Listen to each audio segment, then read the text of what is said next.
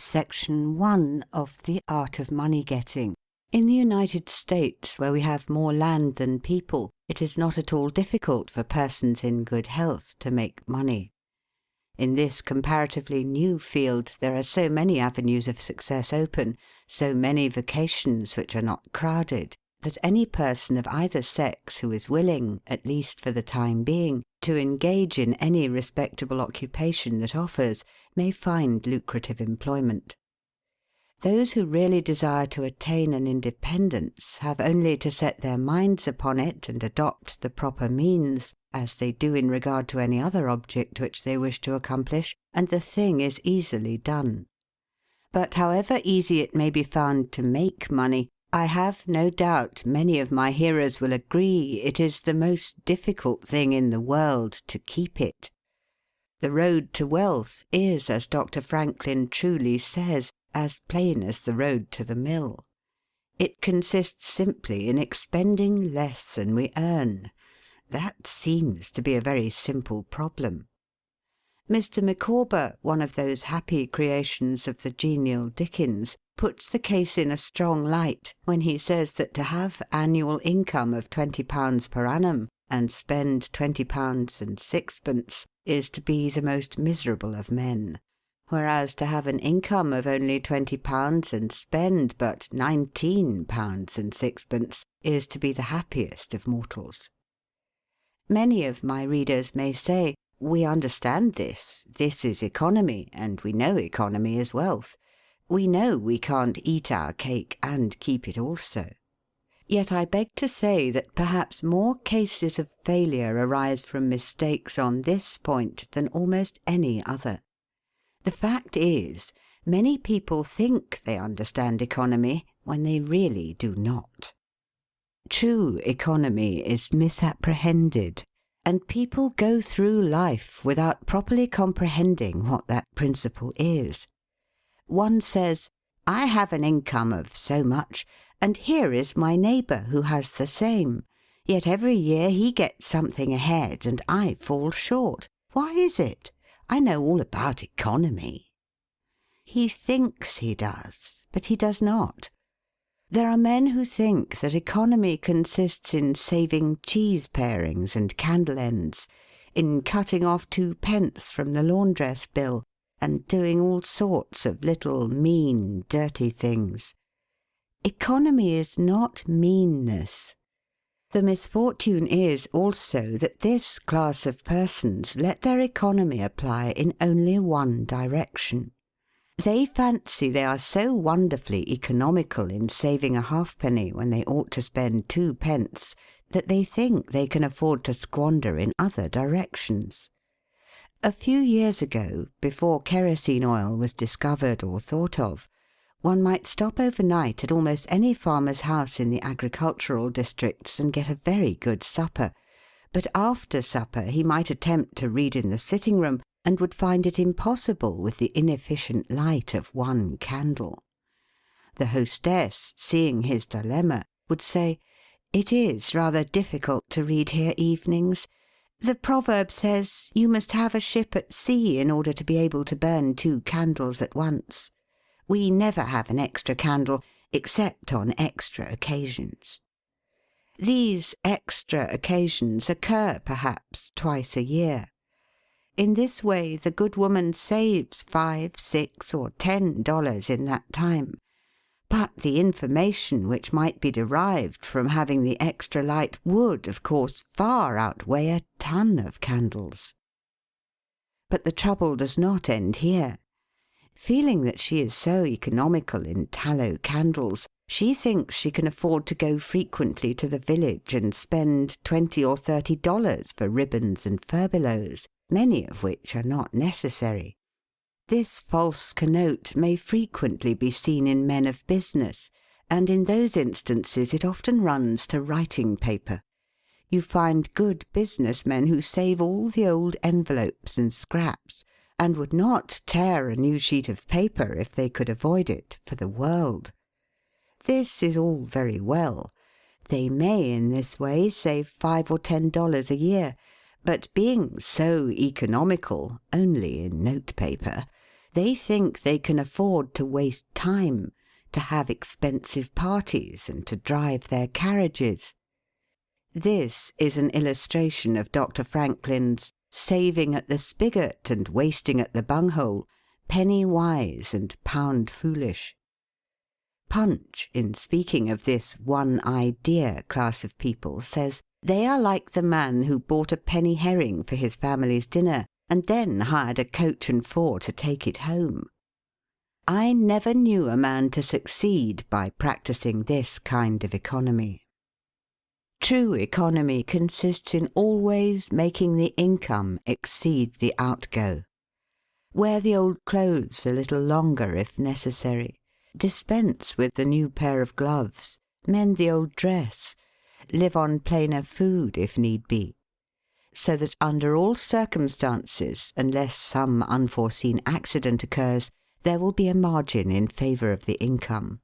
A penny here and a dollar there, placed at interest, goes on accumulating, and in this way the desired result is attained. It requires some training, perhaps, to accomplish this economy, but when once used to it, you will find there is more satisfaction in rational saving than in irrational spending. Here is a recipe which I recommend. I have found it to work an excellent cure for extravagance, and especially for mistaken economy. When you find that you have no surplus at the end of the year, and yet have a good income, I advise you to take a few sheets of paper and form them into a book, and mark down every item of expenditure. Post it every day or week in 2 columns, one headed Necessaries or even Comforts, and the other headed Luxuries, and you will find that the latter column will be double, treble, and frequently 10 times greater than the former. The real comforts of life cost but a small portion of what most of us can earn. Dr. Franklin says, quote, "It is the eyes of others and not our own eyes which ruin us. If all the world were blind except myself, I should not care for fine clothes or furniture." End quote. It is the fear of what Mrs. Grundy may say that keeps the noses of many worthy families to the grindstone. In America, many persons like to repeat, "We are all free and equal," but it is a great mistake, in more senses than one. That we are born free and equal is a glorious truth in one sense. Yet we are not all born equally rich, and we never shall be. One may say, "There is a man who has an income of $50,000 per annum, while I have but $1,000. I knew that fellow when he was poor like myself. Now he is rich and thinks he is better than I am. I will show him that I am as good as he is. I will go and buy a horse and buggy. No, I cannot do that. But I will go and hire one and ride this afternoon on the same road that he does, and thus prove to him that I am as good as he is." My friend, you need not take that trouble. You can easily prove that you are as good as he is. You have only to behave as well as he does. But you cannot make anybody believe that you are as rich as he is. Besides, if you put on these airs, and waste your time and spend your money, your poor wife will be obliged to scrub her fingers off at home and buy her tea 2 ounces at a time, and everything else in proportion, in order that you may keep up appearances and, after all, deceive nobody. On the other hand, Mrs. Smith may say that her next-door neighbour married Johnson for his money, and everybody says so. She has a nice $1,000 camel's hair shawl, and she will make Smith get her an imitation one, and she will sit in a pew right next to her neighbour in church in order to prove that she is her equal. My good woman, you will not get ahead in the world if your vanity and envy thus take the lead. In this country, where we believe the majority ought to rule, we ignore that principle in regard to fashion, and let a handful of people, calling themselves the aristocracy, run up a false standard of perfection, and in endeavouring to rise to that standard, we constantly keep ourselves poor, all the time digging away for the sake of outside appearances. How much wiser to be a law unto ourselves and say, we will regulate our outgo by our income and lay up something for a rainy day. People ought to be as sensible on the subject of money getting as on any other subject. Like causes produces like effects. You cannot accumulate a fortune by taking the road that leads to poverty. It needs no prophet to tell us that those who live fully up to their means, without any thought of a reverse in this life, can never attain a pecuniary independence. Men and women accustomed to gratify every whim and caprice will find it hard at first to cut down their various unnecessary expenses, and will feel it a great self-denial to live in a smaller house than they have been accustomed to, with less expensive furniture, less company, less costly clothing, fewer servants, a less number of balls, parties, theatre-goings, carriage-ridings, pleasure excursions, cigar-smokings, liquor-drinkings, and other extravagances. But after all, if they will try the plan of laying by a nest-egg, or in other words, a small sum of money at interest or judiciously invested in land, they will be surprised at the pleasure to be derived from constantly adding to their little pile, as well as from all the economical habits which are engendered by this course. The old suit of clothes and the old bonnet and dress will answer for another season. The Croton or spring water taste better than champagne. A cold bath and a brisk walk will prove more exhilarating than a ride in the finest coach. A social chat, an evening's reading in the family circle, or an hour's play of hunt the slipper and blind man's buff will be far more pleasant than a $50 or $500 party, when the reflection on the difference in cost is indulged in by those who begin to know the pleasures of saving. Thousands of men are kept poor, and tens of thousands are made so after they have acquired quite sufficient to support them well through life, in consequence of laying their plans of living on too broad a platform. Some families expend $20,000 per annum, and some much more, and would scarcely know how to live on less, while others secure more solid enjoyment frequently on a 20th part of that amount. Prosperity is a more severe ordeal than adversity, especially sudden prosperity. Easy come, easy go is an old and true proverb. A spirit of pride and vanity, when permitted to have full sway, is the undying cankerworm which gnaws the very vitals of a man's worldly possessions, let them be small or great, hundreds or millions. Many persons, as they begin to prosper, immediately expand their ideas and commence expending for luxuries, until in a short time their expenses swallow up their income, and they become ruined in their ridiculous attempts to keep up appearances and make a sensation. I know a gentleman of fortune who says that, when he first began to prosper, his wife would have a new and elegant sofa. "That sofa," he says, "cost me $30,000. When the sofa reached the house, it was found necessary to get chairs to match, then sideboards, carpets, and tables to correspond with them, and so on through the entire stock of furniture, when at last it was found that the house itself was quite too small and old-fashioned for the furniture, and a new one was built to correspond with the new purchases. Thus," added my friend, "summing up an outlay of $30,000 caused by that single sofa, and saddling on me in the shape of servants, equipage, and the necessary expenses attendant upon keeping up a fine establishment, a yearly outlay of $11,000, and a tight pinch at that.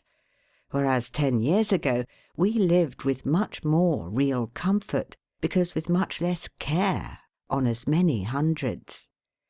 The truth is," he continued, That sofa would have brought me to inevitable bankruptcy had not a most unexampled title to prosperity kept me above it, and had I not checked the natural desire to cut a dash.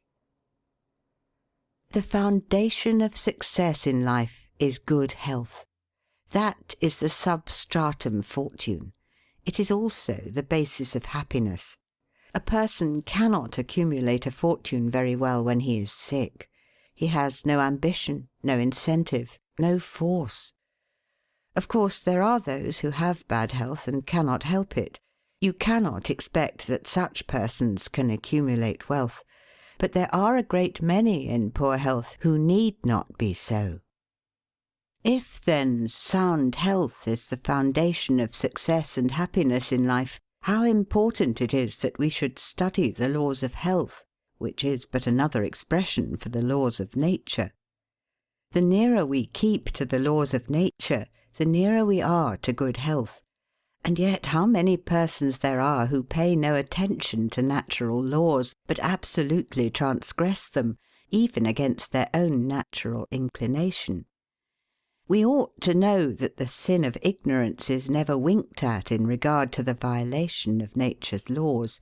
Their infraction always brings the penalty. A child may thrust its finger into the flames without knowing it will burn, and so suffers.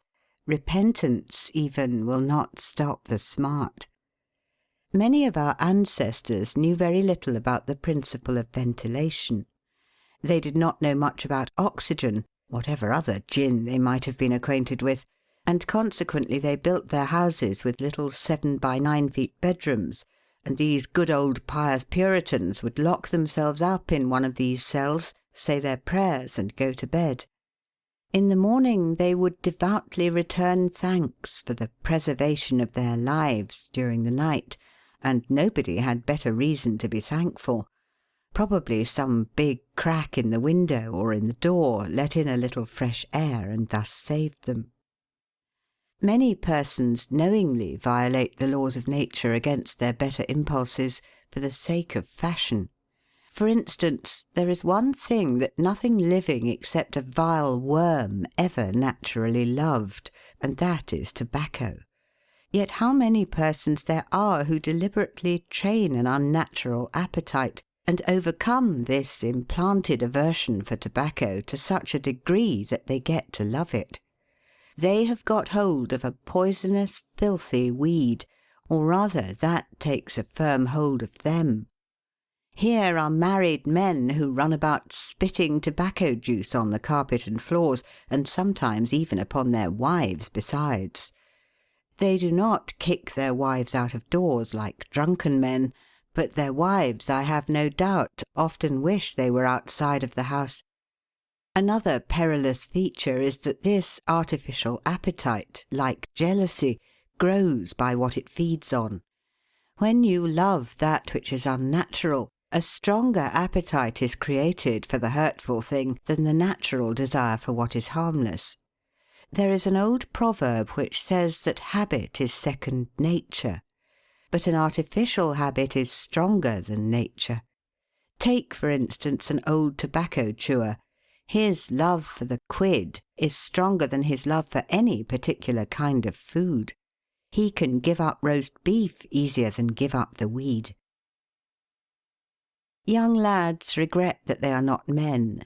They would like to go to bed boys and wake up men. And to accomplish this they copy the bad habits of their seniors. Little Tommy and Johnny see their fathers or uncles smoke a pipe, and they say, "If I could only do that, I would be a man too. Uncle John has gone out and left his pipe of tobacco. Let us try it." They take a match and light it, and then puff away. "We will learn to smoke. Do you like it, Johnny?" That lad dolefully replies, "Not very much. It tastes bitter." By and by he grows pale, but he persists, and he soon offers up a sacrifice on the altar of fashion. But the boys stick to it and persevere until at last they conquer their natural appetites and become the victims of acquired tastes. I speak by the book, for I have noticed its effects on myself, having gone so far as to smoke 10 or 15 cigars a day, although I have not used the weed during the last 14 years, and never shall again. The more a man smokes, the more he craves smoking. The last cigar smoked simply excites the desire for another, and so on incessantly. Take the tobacco chewer. In the morning, when he gets up, he puts a quid in his mouth and keeps it there all day, never taking it out except to exchange it for a fresh one, or when he is going to eat. Oh yes, at intervals during the day and evening, many a chewer takes out the quid and holds it in his hand long enough to take a drink, and then pop it goes back again. This simply proves that the appetite for rum is even stronger than that for tobacco. When the tobacco chewer goes to your country seat and you show him your grapery and fruit house and the beauties of your garden, when you offer him some fresh ripe fruit and say, "My friend, I have got here the most delicious apples and pears and peaches and apricots. I have imported them from Spain, France, and Italy. Just see those luscious grapes. There is nothing more delicious nor more healthy than ripe fruit. So help yourself. I want to see you delight yourself with these things." He will roll the dear quid under his tongue and answer, "No, I thank you, I have got tobacco in my mouth." His palate has become narcotized by the noxious weed, and he has lost in a great measure the delicate and enviable taste for fruits. This shows what expensive, useless, and injurious habits men will get into. I speak from experience. I have smoked until I trembled like an aspen leaf, the blood rushed to my head, and I had a palpitation of the heart which I thought was heart disease, till I was almost killed with fright. When I consulted my physician, he said, "Break off tobacco using." I was not only injuring my health and spending a great deal of money, but I was setting a bad example. I obeyed his counsel. No young man in the world ever looked so beautiful as he thought he did behind a 15-cent cigar or a meerschaum. These remarks apply with tenfold force to the use of intoxicating drinks. To make money requires a clear brain. A man has got to see that 2 and 2 make 4. He must lay all his plans with reflection and forethought, and closely examine all the details and the ins and outs of business. As no man can succeed in business unless he has a brain to enable him to lay his plans, and reason to guide him in their execution, so no matter how bountifully a man may be blessed with intelligence, if the brain is muddled and his judgment warped by intoxicating drinks, it is impossible for him to carry on business successfully. How many good opportunities have passed, never to return, while a man was sipping a social glass with his friend? How many foolish bargains have been made under the influence of the nervine, which temporarily makes its victim think he is rich? How many important chances have been put off until to-morrow, and then for ever, because the wine cup has thrown the system into a state of lassitude, neutralizing the energies so essential to success in business? Verily, wine is a mocker. The use of intoxicating drinks as a beverage is as much an infatuation as is the smoking of opium by the Chinese, and the former is quite as destructive to the success of the business man as the latter. It is an unmitigated evil, utterly indefensible in the light of philosophy, religion, or good sense. It is the parent of nearly every other evil in our country. End of section 1.